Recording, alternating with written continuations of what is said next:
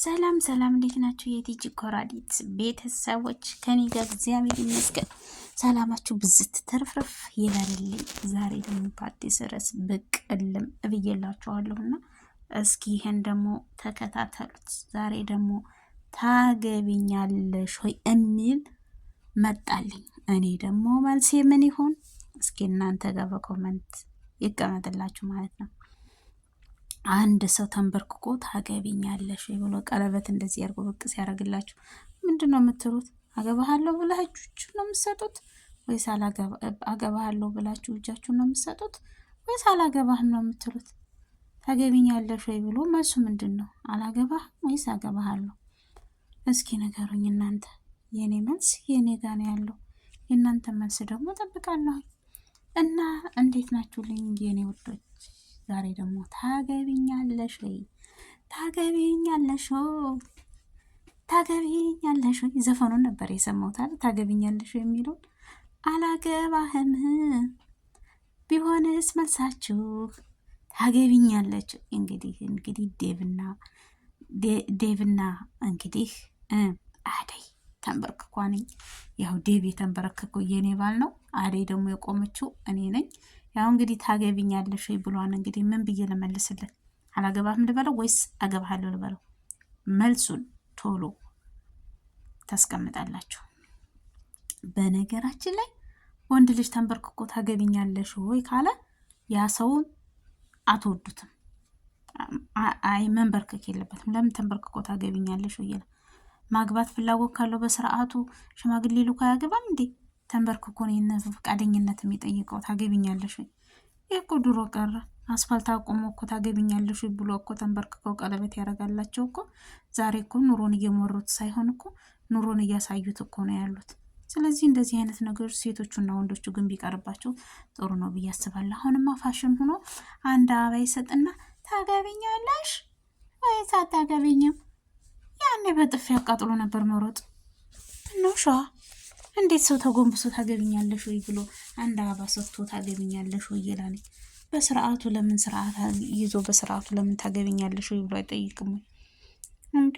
እስኪ አሁን አንድ አበባ ሰጣትኝ፣ ምሳ ጋበዛ፣ ፒዛ ነው የበሉት፣ ምሳ ጋበዛትኝ፣ አንድ አበባ ሰጥቶ ታገቢኛለሽ ወይ? አላገባህም ብትለውስ ምን ይሆናል? ልቤ ይሰበራል። ተሰበራ ምን ታመጣለህ ብትሰበር እንዴ? እንደዚህ አይነት ነገር ምንድን ነው? እስኪ እናንተ በራሳችሁ ላይ ፈረዱት። አንዲት አሁንማ አርቲፊሻሉም ወርቆ የማያስታውቅበት ሆነናል እኮ ሀገራችን እኮ።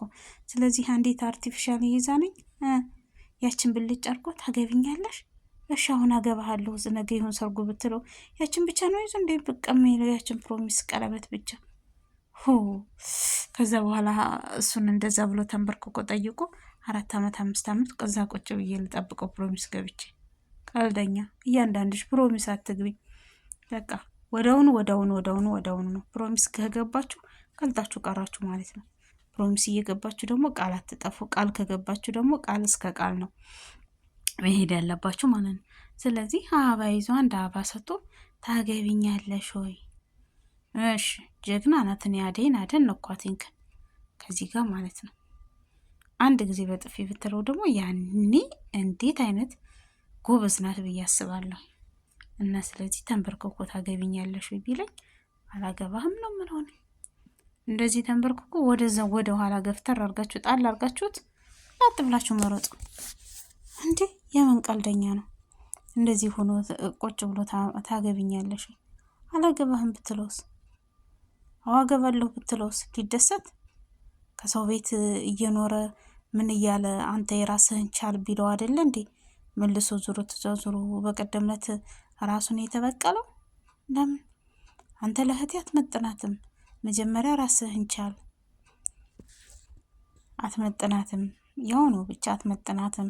አንተ ራስህን ቻል፣ ራስህን ስራ ፈልግ።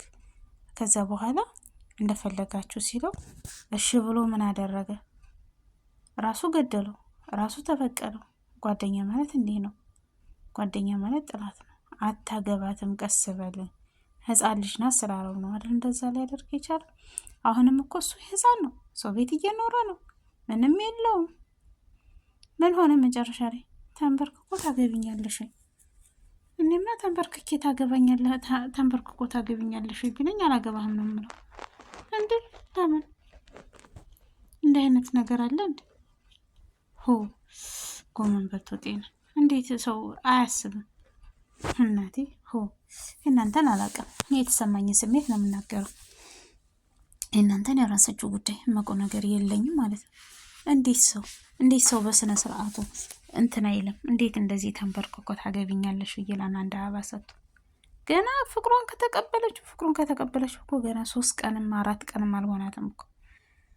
ትናንትና ፍቅሩን ተቀብላ እሺ ችግር የለውም ካለችው ጀምሮ ዛሬ ደግሞ ታገቢኛለሽ። ይህ እንግዳ ቸኮለ ሊያድር ነው መሰል ይላሉ የኛ ቤተሰቦች። ይህ እንግዳ ቸኮለ ሊያድር ነው መሰል። ስለዚህ ቸኮለ፣ በጣም ቸኮለ። በጣም ቀዝቀዝ ቢል ጥሩ ነው ብዬ አስብ ነበረ። ግን እንኳን ቀዝቀዝ ሊል የፈህም ሆኖ ቁጭ አለ። ስለዚህ ቀዝቀዝ በል፣ ረጋ በል። ትናንትና ቃልህን ተቀብላ ትናንትና እቀበላለሁ ፍቅርህን ብላው ዛሬ ታገቢኛለሽ ወይ ሲላትኝ እሷ ምንድን ነው መልሷ? አላገባህም እንዴ አላገባህም ብትለው ስም ያመጣል። ታገቢኛለሽ አላገባህም በይው በእናትሽ አላገባህም ትበልህ። እስኪ ምን እንደሚመጣ እናያለን። ጉድ አታግቢው። ለምን ታገቢዋለሽ እንዴ? ማግባትማ የለብሽም አታገቢውም። ቅዱሱ ተንበርክኮ ታገቢኛለሽ ወይ ስላላሽ አንቺ ምሽ ብለሽ እጅሽን ልትሰጪው እጅሽን ነው በማማሰያ ቆመጥ ማረግሽ። አላገባህም በይው። ስለዚህ እንዳታገቢ ወዮልሽ። እና ውድ የወራዲት ቤተሰቦች መልሴ አላገባህም ነው። አላገባህም ነው። የእናንተስ?